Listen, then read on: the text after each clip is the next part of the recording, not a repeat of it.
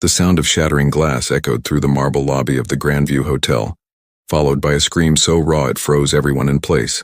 Elena Moreno didn't look up from the champagne flute she was polishing behind the ballroom bar. She'd learned long ago that curiosity only brought trouble for staff like her. But when Marcus Whitfield, the hotel's general manager, came striding through the service entrance with that look in his eyes, the one that made his pale face flush an ugly crimson, she knew her careful invisibility had failed. "You," he hissed, pointing directly at her with a trembling finger. "My office now." The other servers exchanged glances, their expressions a mixture of relief that they'd been spared and pity for what everyone knew was coming. Elena set down the glass with deliberate care, her heart already racing though her face remained calm. She'd survived worse than Marcus Whitfield, much worse, but that didn't stop the familiar taste of fear from coating her tongue as she followed him through the corridor, their footsteps creating an ominous rhythm against the polished floor. What Elena didn't know, what she couldn't have known, was that in the presidential suite 17 floors above, her husband of 8 months was buttoning his custom Italian shirt with hands that had orchestrated the downfall of empires. Dante Valenti wasn't supposed to be in New York. His business in Sao Paulo should have kept him away for another week, but something his security chief said during their encrypted call that morning had triggered every instinct he'd honed over 20 years of living in shadows. "Your wife's been working extra shifts at the hotel," Victor had mentioned casually, too casually. "Night shifts, with that manager who has complaints filed against him in 3 different cities." Dante had ended the call without another word, made 2 phone calls that rerouted $500,000 and 3 key associates, and boarded his private jet before lunch. He'd married Elena because she'd looked at him in that small cafe in Rome and seen a man. Just a man, not the name that made hardened criminals wake up sweating. She'd laughed at his jokes about terrible coffee, touched his scarred knuckles without flinching. And when he'd finally told her a fraction of the truth, that his business wasn't exactly legitimate, she'd simply said, "I've seen enough of the world to know that good and evil aren't always where people think they are." He'd never told her everything, though. Never told her about the bodies, the territory wars, the reason his own brother had tried to kill him 3 years ago. And he certainly never told her that he owned 40% of the Grandview Hotel through a network of shell companies specifically designed to seem unconnected to anyone named Valenti. Marcus closed his office door with a soft click that felt more threatening than if he'd slammed it.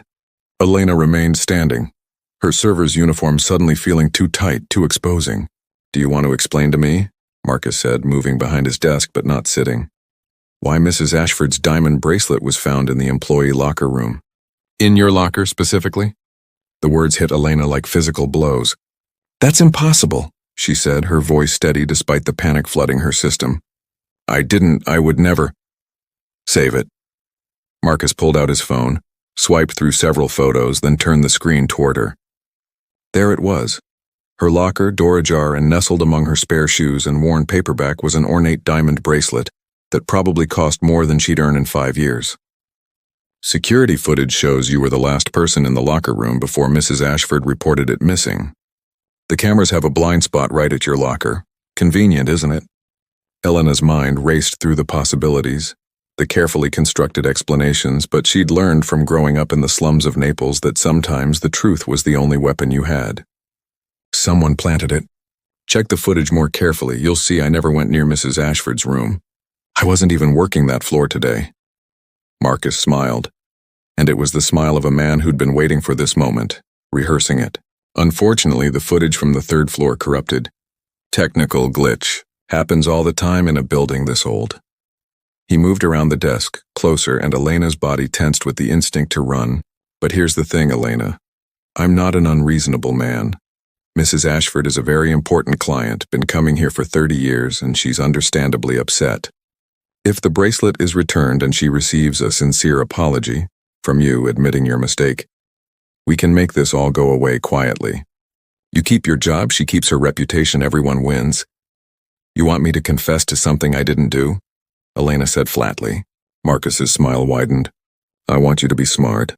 You're an immigrant, Elena. You've got what, a work visa? How do you think that situation plays out if the police get involved? If Mrs. Ashford presses charges?" He was close enough now that she could smell his cologne. Something expensive that didn't quite mask the scent of whiskey underneath. "Or we could come to a different arrangement." You've been here 6 months, always professional, always keeping to yourself. I've noticed you, though. The way you move. The way you handle difficult guests with that quiet dignity. His hand reached out, fingers brushing her arm, and Elena jerked back so violently she hit the wall. Don't touch me. Something dark flickered across Marcus's face. You're not in a position to make demands. Admit you took the bracelet, or I'll make sure you're arrested before your shift ends. And if you think your husband... He said the word with a sneer. That museum consultant you married is going to help. Think again. Men like him don't stick around when their wives become criminal liabilities.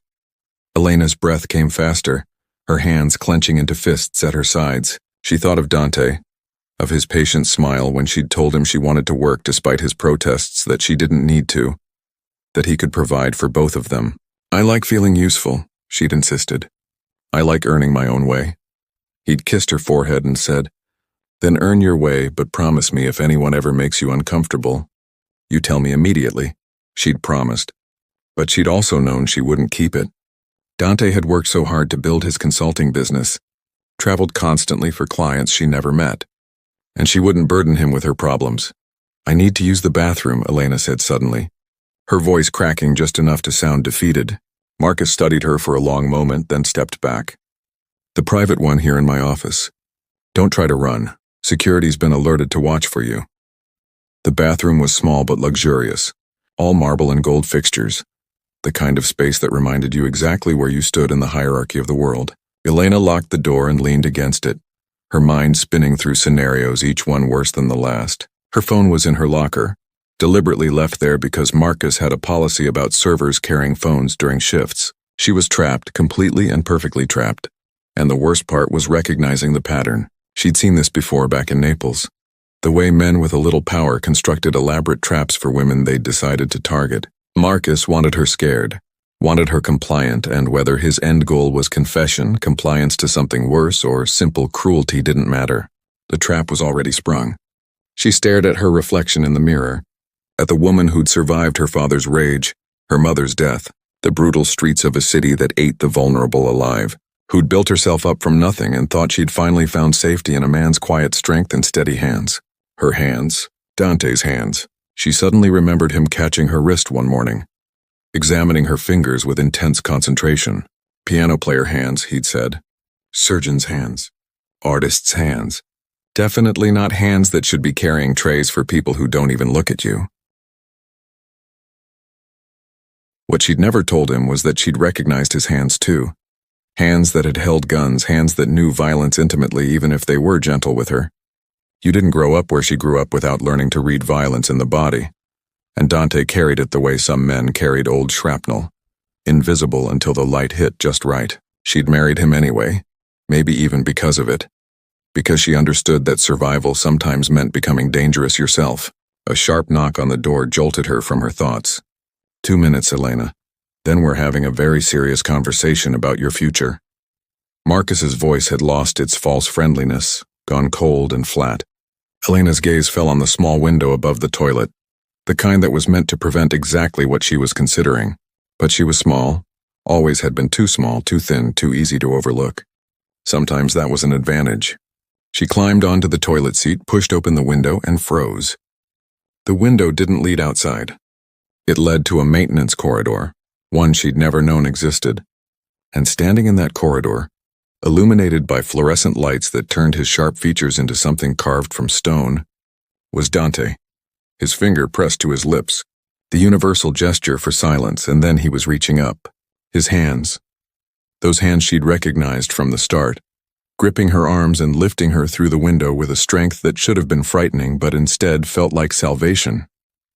He set her down in the corridor without a sound, then pulled her close, his hand cradling the back of her head, his lips against her ear. The moment you didn't come home on time yesterday, I knew something was wrong. The moment my people checked and told me Marcus Whitfield has a history of this exact scenario in 3 other cities. I knew I should have burned this fucking hotel to the ground months ago. Elena pulled back to stare at him, her mind unable to reconcile her husband, the consultant, with this man, who spoke of burning hotels and had people who check things. Dante, what? Later. He cut her off, his dark eyes scanning the corridor with the precision of someone assessing threat levels and exit strategies. Right now, we're getting you out of here. Then I'm dealing with Marcus. There's footage, Elena said urgently. He says I stole a bracelet, planted evidence. I know. I've seen the real footage, all of it, including the part where Marcus himself planted the bracelet in your locker at 6:15 this morning. Dante's voice was conversational, but Elena saw his jaw tighten, a muscle jumping beneath the skin. Also the footage of him doing the same thing to 3 other women over the past 2 years. Security here is exceptionally easy to access when you know the right people. Elena's head spun. How do you know the right people? Dante's expression softened fractionally. Because I own the right people. I own this hotel, Elena. Through enough legal distance that it can't be traced back to me, but I own it nonetheless. Just like I own the security company, the management company, and as of about 40 minutes ago, I own the very lucrative consulting contract that Marcus Whitfield has been embezzling from for the past 18 months. The maintenance corridor suddenly felt too small, the walls pressing in as Elena's understanding of her husband underwent a violent reconstruction. You're not a museum consultant. No. A pause heavy with everything unsaid. I'm not. From the office beyond, they heard Marcus's voice rising sharp with anger. Elena, if you don't open this door right now, I'm calling the police. Dante's hand moved to the small of his back, and when it reappeared, he was holding a gun. Not pointing it, just holding it, casual and familiar. Elena should have been terrified. Instead, she felt something else entirely, something hot and fierce and long buried rising in her chest. What are you going to do? She asked. Dante looked at her, really looked at her, and she saw him seeing her, maybe for the first time, seeing the parts of herself she'd kept hidden just as carefully as he'd hidden himself. I'm going to walk in there and have a conversation with Marcus about career transitions. You're going to wait here with Victor, he gestured. And Elena realized for the first time they weren't alone. A large man with cold eyes was standing further down the corridor. And then you and I are going to go home and have a very long, very honest conversation about exactly who we both are. I want to hear what you're going to say to him, Elena said. Dante's eyebrows rose fractionally. Elena, I need to hear it. I need to see it, please. She grabbed his wrist, her fingers finding his pulse point, feeling it beat steady and strong. He tried to make me afraid. He tried to make me small. I need to watch him become those things instead.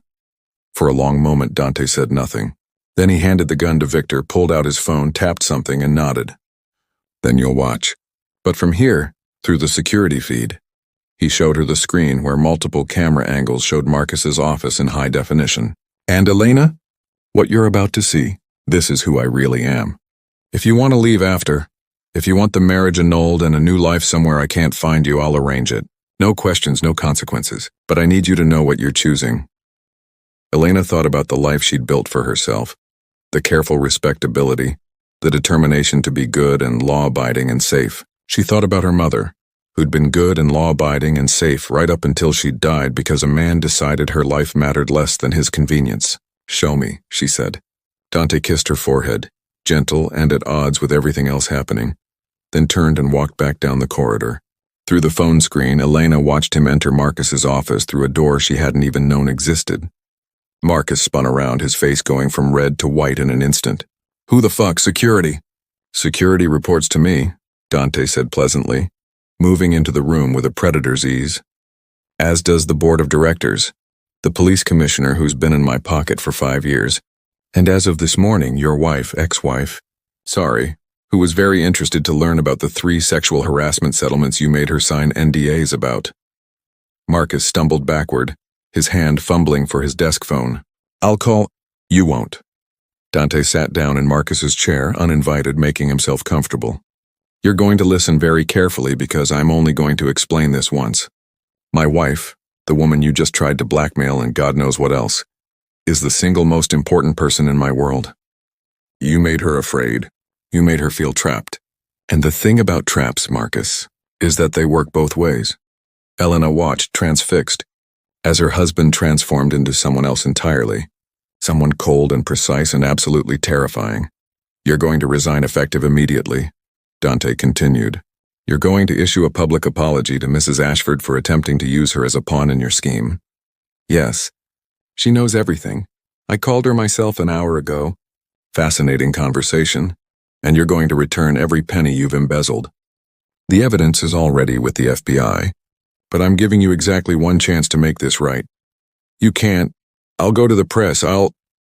Marcus was backing toward the bathroom door now, his face shining with sweat. You'll do exactly nothing, Dante said softly. Because the alternative is that I release footage of you assaulting staff members to every news outlet in the country. The alternative is that I make sure every hotel, restaurant, and business in this city knows exactly what you are. The alternative is that I stop being civilized about this. He stood up, and though he didn't move toward Marcus, didn't make any threatening gestures, Marcus flinched as if struck. But more than that, Marcus, the alternative is that I stop pretending you're worth the effort of legal prosecution and simply make you disappear. Which I can do, easily, in ways that no one would ever trace back to me. The silence in the office was absolute. Elena realized she was holding her breath. So here's what's going to happen, Dante said, pulling out a document from his jacket. You're going to sign this resignation letter. You're going to transfer the embezzled funds. We've conveniently provided account numbers. You're going to get on a plane tonight to somewhere very far away and live a very quiet life. And you're going to do it all with gratitude that I'm a different man than I used to be. That my wife makes me want to be better. Because the old me wouldn't have offered conversation first. Marcus signed the papers with shaking hands. Elena watched him crumble, watched him become small and afraid, and felt no satisfaction in it. What she felt instead was a strange sense of recognition, of understanding that the world had never been the safe place she'd tried to pretend it was, that sometimes survival meant accepting the protection of dangerous men, even, especially, when you married them. When Dante emerged from the office 15 minutes later, Victor had disappeared, leaving Elena alone in the corridor. Her husband approached slowly, carefully, as if she might bolt. I need to know, Elena said before he could speak, what you are. Exactly what you are. No more half-truths. Can we do this at home? Now. Dante leaned against the wall, and for the first time since she'd known him, he looked tired. My family has been in organized crime for 4 generations. I run operations in 7 countries. I've killed people, Elena. Not recently, not since I met you, but I've killed people who threatened my territory or my family. I launder money. I control territories. I do things that would put me in prison for life if anyone could ever prove them. He met her eyes. I'm what people call a mob boss, though I hate the term. And I married you because you were the first person in my entire life who made me want to be someone else. Elena processed this, cataloging it against everything she'd known and suspected. When you told me you were a consultant, I consult for my own businesses about how to avoid legal trouble. Not technically a lie. A ghost of a smile crossed his face, though definitely not the whole truth. And the museum work? I actually do love art. That part was real. Elena laughed, surprising herself. I don't know if I'm more shocked that you're a criminal or that you actually enjoy museums. Both can be true. Dante stepped closer, his hands hovering near her but not touching, waiting for permission. I meant what I said. If you want out, I'll arrange it. Clean break, new identity if you want. Money enough to start over anywhere. You'd be safe, I'd make sure of that. Elena thought about Marcus's face when he'd tried to make her afraid. Thought about growing up watching men take what they wanted from women who had no power to stop them. Thought about all the times she'd been told to be good and quiet, and accept that the world was run by men who made the rules and broke them as they pleased. I don't want out, she said slowly. I want in. Dante's expression shifted, surprise breaking through his careful control. Elena, I want to know everything. I want to understand what you do, how you do it. I want to stop pretending I'm some delicate thing who needs protection from the truth. She grabbed his shirt, pulling him close. I saw how you handled Marcus. I saw you give him a choice and then take it away when he couldn't be trusted with it. And the thing is, Dante, I wasn't horrified. I was relieved. Does that make me a bad person? It makes you a person who understands how power actually works, Dante said quietly. But understanding it and living in that world are very different things. I've been living in that world my entire life, Elena shot back. I just didn't have any power in it. You think I don't know what men like Marcus are? You think I haven't spent years learning how to be invisible? How to avoid attention, how to make myself small enough that predators pass me by? She realized she was shaking. Years of controlled fear and suppressed rage finally finding release. I married you thinking I'd found safe. But safe isn't real, is it? There's just different levels of dangerous, and I'd rather be dangerous with you than vulnerable to everyone else. Dante cupped her face in his hands, those hands that knew violence and art in equal measure. If you really want this, then you need to understand something. The people in my world, they'll see you as a weakness. They'll try to use you against me. Some of them will try to hurt you just to hurt me. It's not a game, Elena. It's not something you can walk away from once you're truly in it. Did you think I was walking away from you? Elena asked. Ever? I hoped you would if it meant keeping you safe. Too late for that. She pulled him down and kissed him hard, tasting coffee and something darker underneath. When she pulled back, she saw her husband, her real husband, looking at her with an expression somewhere between wonder and concern. So what now? Now, Dante said, we go home. We talk about everything, no more secrets. I introduce you to the people who actually work for me. You decide how involved you want to be. He paused. And I teach you to shoot. Because if you're going to be in this world, you're going to know how to protect yourself. They walked through the maintenance corridor together, and Elena felt the strangest sense of rightness settling over her. This wasn't the life she'd imagined, wasn't the safe, normal existence she'd thought she wanted. But maybe safety had always been an illusion and normal had always been a cage. At the corridor's end, Victor was waiting with a car. As they approached, Dante's phone buzzed. He glanced at it, his expression tightening. Problem? Elena asked. Opportunity. Mrs. Ashford wants to meet with me. Apparently, she's been unhappy with hotel management for years and heard through certain channels that I might be in a position to make changes. He looked at Elena. She specifically asked to meet you, said any man whose wife works when she doesn't have to is either a fool or married to a woman with her own mind, and she wants to meet the woman who married me. Elena felt a smile tugging at her lips. What would this meeting entail? She's proposing a formal role for you in hotel operations. Human resources, specifically. Said the industry needs people who understand what it's like to actually work these jobs, who'll protect staff instead of management. Dante pocketed his phone. I may have mentioned you have opinions about how hotels should be run. You told her about me? I tell everyone about you. You're the only thing I'm proud of that isn't covered in blood. The casual way he said it, the matter-of-fact acknowledgement of violence alongside genuine affection, should have been jarring. Instead, Elena found it almost comforting in its honesty. This was who they were, who they'd always been beneath the pretense of normalcy. As they drove through Manhattan traffic, Elena watched the city lights blur past and thought about the woman she'd been that morning. Carefully polishing champagne flutes and believing that keeping her head down would keep her safe. That woman felt like a stranger now. Or maybe just a version of herself that had been waiting for permission to emerge. Dante? She said softly. Thank you for not killing him. Dante's hand found hers in the darkness of the back seat. Thank you for not asking me why I didn't. She understood then that this was what their marriage would be. A constant negotiation between the violence he was capable of and the man he wanted to be for her. Between the safety she craved and the power she'd need to claim it. Not a fairy tale. Not even close, but something real and raw and possibly more honest than anything she'd ever had before. Victor pulled up to their building, and as they stepped out into the cool night air, Elena made a decision. I want to meet with Mrs. Ashford, and I want to take the position if she's serious. Dante raised an eyebrow. You're sure? I'm sure. But I want to do it my way, and I want your word you won't interfere unless I ask. Done. They rode the elevator in silence. But it was a different kind of silence than before, charged with possibility instead of secrets. Inside their apartment, Dante poured them both whiskey. Good whiskey, the kind that cost more than some people's rent. And they sat on the couch, close but not touching. Tell me everything, Elena said. From the beginning, and he did. He told her about growing up in a family where violence was currency, about his father who ruled through fear and his mother who died trying to leave. He told her about his brother's betrayal, about the 3 years of war that followed, about the day he'd looked at his reflection and barely recognized himself. He told her about building his empire, about the legitimate businesses that masked illegal ones, about the careful balance between power and exposure. He told her everything, and Elena listened without judgment, asking questions when she needed clarification, absorbing the reality of the man she'd married. When he finished, the sky outside was turning pink with dawn. Your turn, Dante said. So Elena told him about Naples, about her father's fists and her mother's resignation, about learning to read danger in the set of a man's shoulders and the tone of his voice.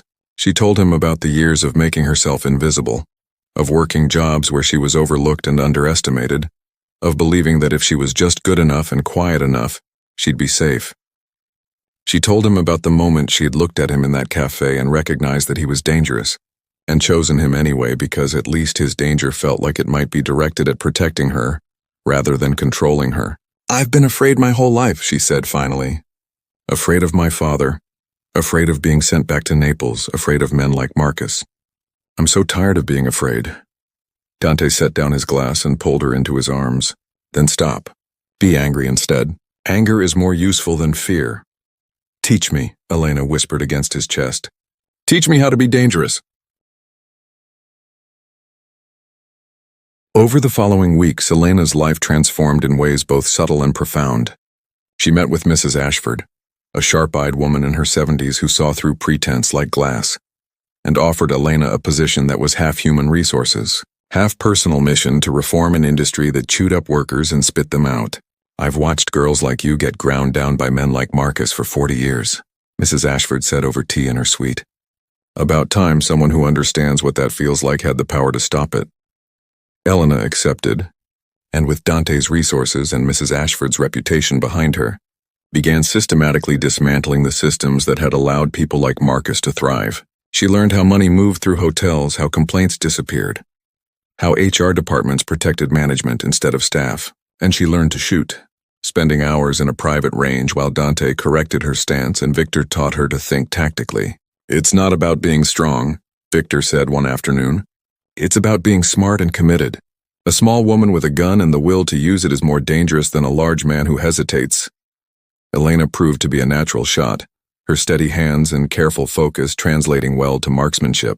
Dante watched her practice with an expression she couldn't quite read, something between pride and concern. One evening, as they cleaned their weapons side by side, a domestic ritual that still felt surreal, Elena asked the question that had been building. "Do you regret telling me the truth?" Dante set down the gun he'd been cleaning and considered her seriously. "I regret that you had to learn it the way you did. I regret not being honest from the start, but regret telling you?" He shook his head. "No. This is who I am, Elena. If you can't love this version of me, then what we had before was just a beautiful lie." "I do love this version of you," Elena said. "I think I always did. I just didn't know what I was looking at." 3 months after the incident with Marcus, Elena walked into a board meeting for the Grandview Hotel and presented a comprehensive proposal for reforming their employment practices. She documented patterns of harassment, discriminatory hiring, wage theft, and systematic protection of abusive managers. She'd prepared legal arguments, financial projections, and testimonials from dozens of current and former employees, and she'd done it all with the quiet confidence of someone who knew that the real power in the room, her husband, disguised behind corporate proxies and shell companies, was completely on her side. The board approved every recommendation. Word spread quickly through the industry. Within 6 months, Elena Valenti had become known as a force for reform, the woman who'd gone from server to executive and never forgotten what it felt like to be powerless. Other hotels reached out. Labor organizations invited her to speak. She built a reputation entirely her own, separate from but supported by Dante's invisible infrastructure, and at night, she came home to a man who taught her about territory disputes and money laundering over dinner, who took her shooting on weekends, who introduced her to his associates with genuine pride and subtle warnings that harming her would be the last mistake they ever made. It wasn't normal. It wasn't safe. But it was real, and it was hers. And Elena had learned that sometimes the most dangerous thing a woman could do was stop pretending to be harmless. 1 year to the day after Marcus had tried to trap her in his office, Elena sat in that same space, now her office, redecorated and cleansed of his presence, and answered her phone. "Mrs. Valenti? This is Detective Chen from NYPD. We're investigating a series of harassment complaints at hotels across the city, and your name came up as someone who might have insight." Elena smiled, meeting Dante's eyes across the room where he was reviewing contracts. "Detective, I'd be happy to help. When would you like to meet?" As she scheduled the meeting, She thought about the woman she'd been, terrified in a bathroom and certain she was trapped. That woman would never have imagined this, sitting in a position of power, married to a man who commanded an empire from the shadows, building something that actually mattered from the ruins of her fear. Outside her window, Manhattan glittered in the evening light, full of people playing roles and hiding truths and pretending the world was simpler than it was. Elena Valenti had stopped pretending, and in that honesty, in that dangerous, complicated, messy reality, she'd finally found something that felt like freedom. Dante crossed the room and kissed the top of her head. "Proud of you," he murmured. "Terrified for you, but proud." "Good," Elena said, squeezing his hand. "That's exactly how I want you to feel." And in the city that never slept, in the spaces between legitimate business and criminal empire, between the woman she'd been told to be and the woman she'd chosen to become, Elena Moreno Valenti built her own kind of power. Not the kind that came from violence or fear, though she'd learned to wield both when necessary. The kind that came from understanding how the world actually worked and refusing to be crushed by that knowledge. Some people would call it corruption. Others would call it justice. Elena called it survival, and she was very, very good at it.